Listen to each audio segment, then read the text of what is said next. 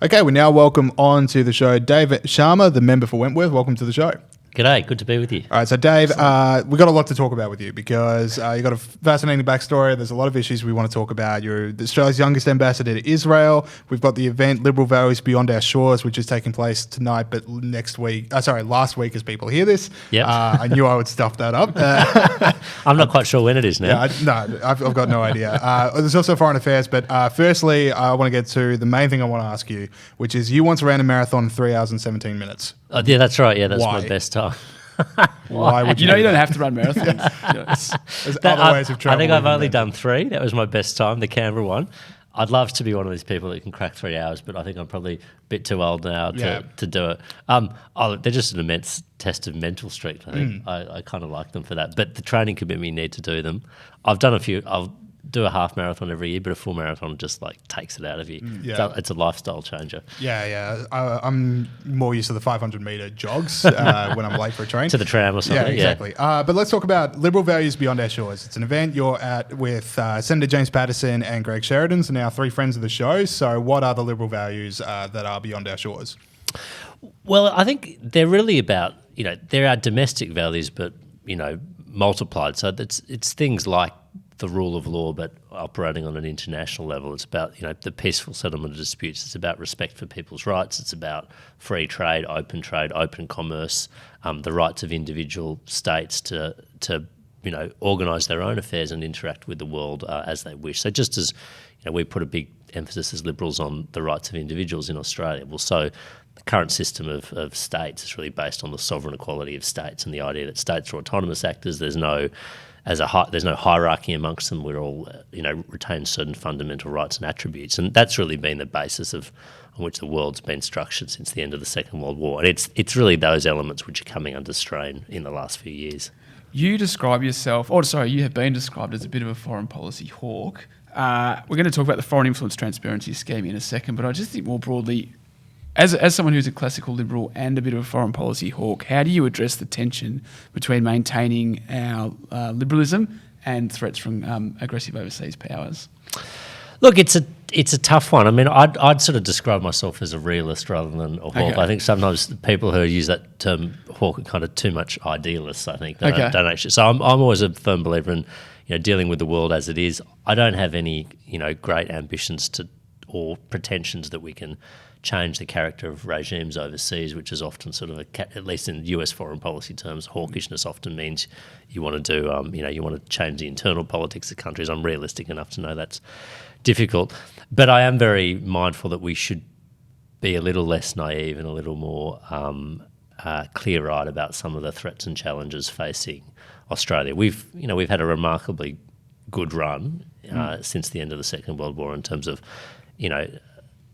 a world order that really suits our interests, an order that's supportive of trade, no real threats to peace and security in our region. The US is the untrammeled superpower, and all of those things are being tested or probed in some way or other.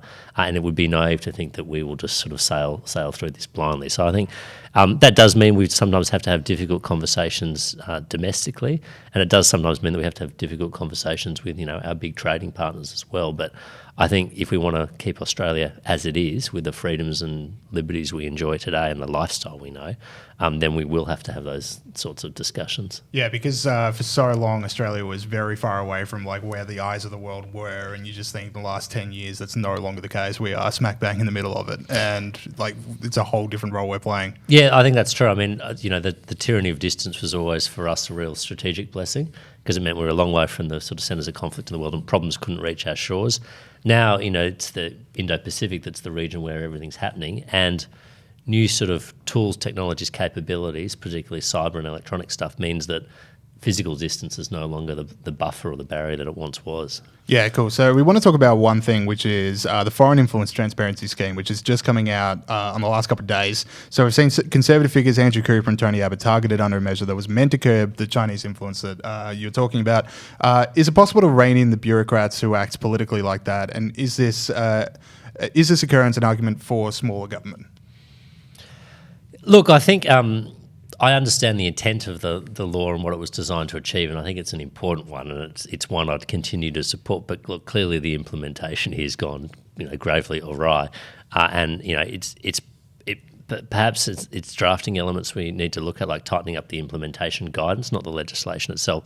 But also I think we've got to rein in the bureaucrats a bit more, because this is really, this is legislation written by the Parliament. It's not directed at any particular nation, but I think the idea that the first case they open or the first file they open is going after someone who I don't think even his staunchest political opponents would call into question his patriotism is just ridiculous. I mean, it's jumping the shark.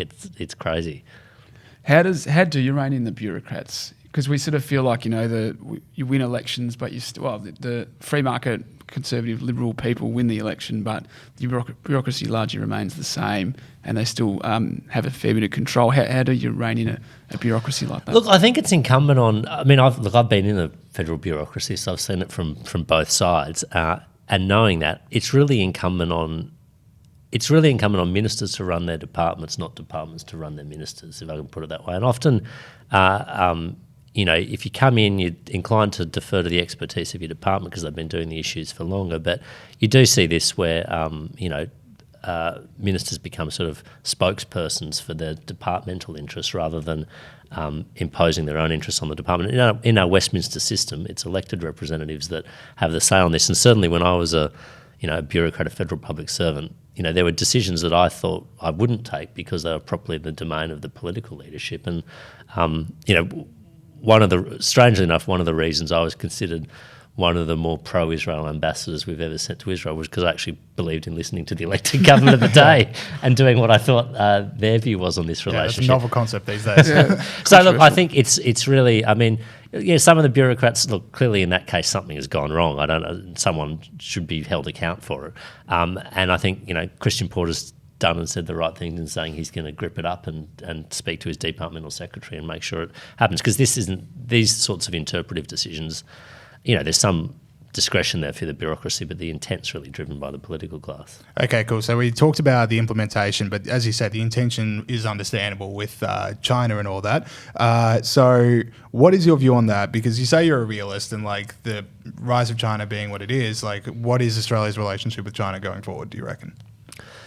Well, it's not going to be an easy relationship, and I think we're better off if we're honest about that. And I think, people are increasingly being honest about that. We've got different political systems, we've got different histories, and we've got different views on a whole lot of international issues as well. Now that doesn't mean we can't or shouldn't try to have a productive partnership in areas where we can agree. And certainly there's a mutual benefit to us trading in the amount that we do. And I think it's always important that we stress that trade is an exercise in mutual benefit. Both sides benefit from it. It's not like China doesn't do us a favour by buying all our exports any more than we do it a favour by selling it, our iron ore.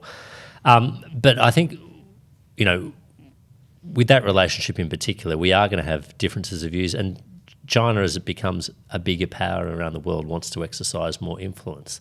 And up to a point we accept that, but we won't accept it up to a point where it's seeking to interfere with things that we consider to be our domestic domain. And this is, look, just as China would not welcome us as a government, getting involved in issues that go to the heart of their red lines, like the One China policy, Taiwan, Hong Kong, nor will we tolerate China seeking to do things that undermine our own system of government or values here at home. And I think it's important that we both respect each other's red lines there. All right, so another big issue happening at the moment overseas is Brexit. How do you see that panning out? What do you think of Boris Johnson's deal, and what are the benefits to Australia from Brexit, if any, as you see it? Look, I think I worry about Brexit for a number of reasons. The first one really is that it has undoubtedly sucked up all the political oxygen in the UK and Westminster, which means, just bluntly, that the UK is not able to play the constructive global role it has in the past as, one of the 5 nuclear powers, permanent veto seat on the veto-wielding seat on the UN Security Council. Normally we've relied upon the UK to be a kind of trusted ally on international issues, and they just don't have the bandwidth to do this because Brexit has become all-consuming.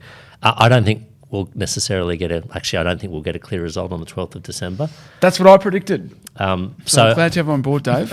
So don't even bother holding it. two of the great political minds in this country. So then where does that leave us? Because whichever party is the largest, I don't think will have a majority in its own right.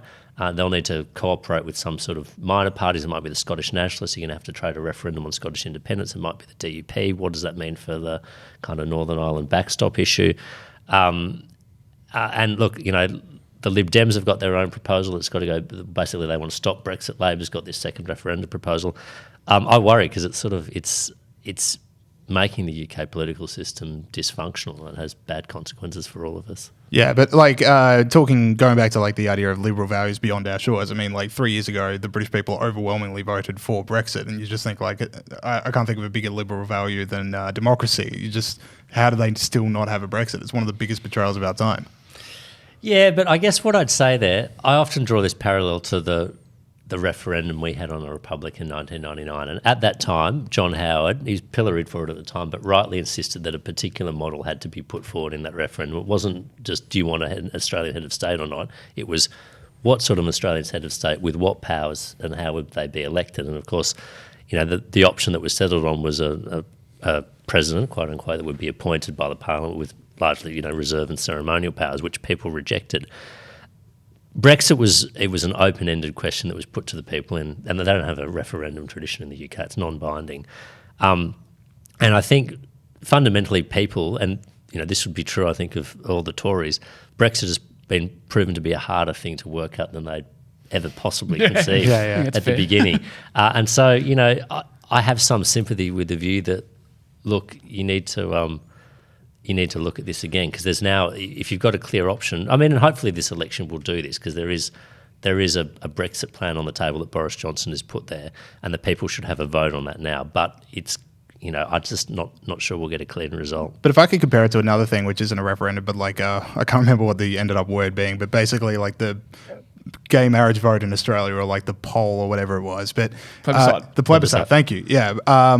But could you imagine, because that was kind of open-ended as well, and there wasn't an idea of what was going to happen to churches. But if 3 years later there was still no gay marriage in Australia, the people would be in the streets. This would be ridiculous. Yeah, true. No, look, I think that's a fair point. I think probably the result for that was a little more Brexit was sort of a 52-48. The gay marriage, I think, was about two-thirds, one-third nationally. So it was a little more overwhelming. And look, it was.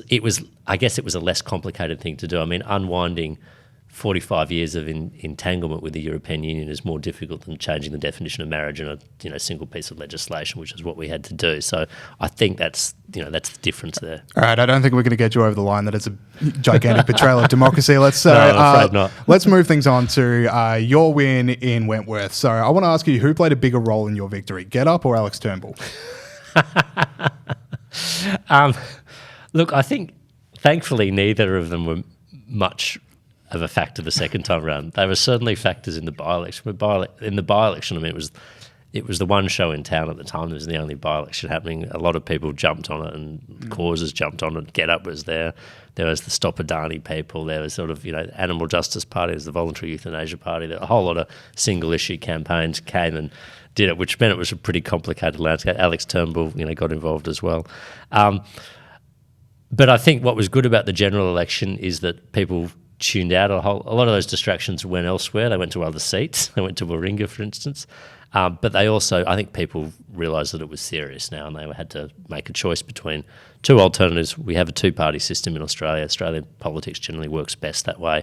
And so a lot of those people just didn't get the oxygen they did in the by-election. All right. Well, I know us nepotism boys have to stick together, but I got to give it to Alex Turnbull because he's got the reverse Midas touch when it comes to politics. Did you find anything left behind by the former Prime Minister in the electoral office of note? Well, so Karen Phelps actually moved into the office after Malcolm. So no, it was Malcolm's office and then Karen's office and then mine. No, I think she left a whiteboard with a few sort of inspirational sayings written on it. Oh, really? That was love. I can't actually remember what the sayings were. We took a photo of it at the time because we thought we'd want to remember them. And I'm not sure if they were meant to send some sort of subliminal message to me or not. They just forgot to erase them. But that was about all that was of note. Actually, and a lot of purple pens. Purple was her campaigning colour. There's far more purple pens than I could ever make use of. Yeah, purple's outside of electoral party platform writing on the signs. I don't know when I'd need a purple pen. No. Or unless I'm illustrating Grimace. I was going to ask the last question. Did Malcolm Turnbull's Breitbart subscription, was that still valid? We're still getting in the newsletters? Yeah, it's turning up every week on the door. I always demand to make sure it gets put on my desk first, so I can read it first. All right, fantastic. Dave Sharma, member of Wentworth, thank you so much for joining us on the show. Thanks so much, guys.